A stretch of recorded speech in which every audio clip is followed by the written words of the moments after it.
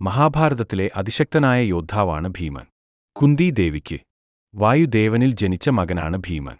പാണ്ഡവകുലത്തിലെ രണ്ടാമനാണ്. കർണനെ പരിഗണിച്ചാൽ കുന്തിയുടെ മക്കളിൽ മൂന്നാമനാണ് ഭീമൻ.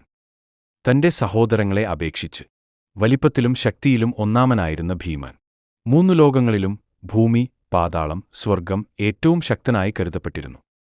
ദ്വാപരയുഗത്തിൽ മല്ലയുദ്ധത്തിൽ അഗ്രഗണ്യൻ ആയി അറിയപ്പെട്ട യോദ്ധാവ് ആയിരുന്നു ഭീമൻ. ചെറുപ്പത്തിൽ തന്നെ ഭീമന്റെ ബാഹുബലം പ്രകടമാക്കുന്ന സംഭവങ്ങൾ മഹാഭാരതത്തിൽ അനേകമുണ്ട്.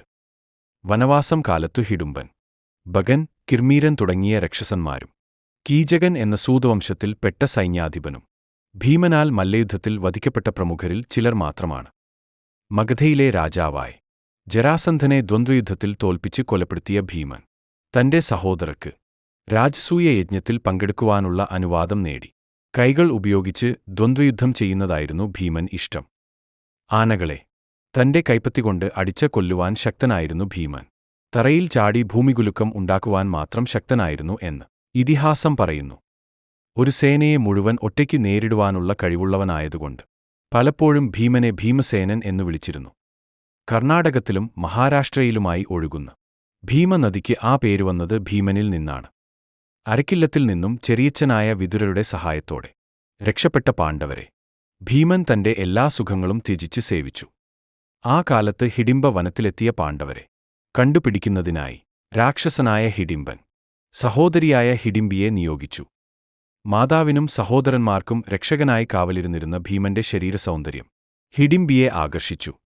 ഇതറിഞ്ഞു ഭീമനെ ആക്രമിച്ച ഹിഡിംബനെ ദ്വന്ദ്വയുദ്ധത്തിൽ വധിച്ച ഭീമൻ വ്യാസമഹർഷിയുടെ അനുഗ്രഹത്തോടെ ഹിഡിംബിയെ വിവാഹം ചെയ്തു. അവർക്കുണ്ടായ മകനാണ് ഘടോൽകചൻ. പിന്നീട് യാത്ര തുടർന്ന പാണ്ഡവർ ഏകച്ക്ര എന്ന ഗ്രാമത്തിലെത്തി. അവിടെ ഒരു ബ്രാഹ്മണ ഭവനത്തിൽ അവർ അഭയം തേടി. ഭഗൻ എന്ന രാക്ഷസനെക്കുറിച്ച് അവിടെ നിന്നും അറിയുകയും അമ്മ കുന്തിയുടെ ആവശ്യപ്രകാരം അവനെ വധിക്കാൻ യാത്രയായി.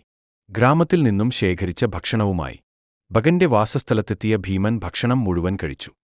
കോപിഷ്ഠനായ ഭഗൻ ഭീമനുമായുള്ള ഘോരമായ മൽപിടുത്തത്തിൽ വധിക്കപ്പെട്ടു.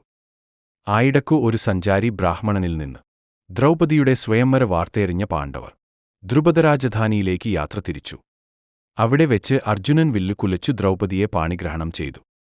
ദ്രൗപദിയുമായി എത്തിയ അർജുനൻ അമ്മയ്ക്കൊരു സമ്മാനം കൊണ്ടുവന്നു എന്ന് പറഞ്ഞപ്പോൾ അത് നിങ്ങൾ 5 മക്കൾ ഒരുപോലെ പങ്കിട്ടെടുക്കൂ എന്ന് പറഞ്ഞു. അമ്മയുടെ ആഗ്രഹം അനുസരിച്ച് തന്റെ സഹോദരോടൊത്ത് ഭീമനും ദ്രൗപദിയെ വിവാഹം ചെയ്തു. ഭീമസേനന്റെയും പാഞ്ചാലിയുടെയും പുത്രനാണ് സുതസോമൻ. തന്റെ പ്രിയപത്നിയായ ദ്രൗപദിയെപ്പോലെ ഭീമനും കൃഷ്ണന്റെ ഇംഗിതങ്ങളനുസരിച്ച് ജീവിച്ചിരുന്നു.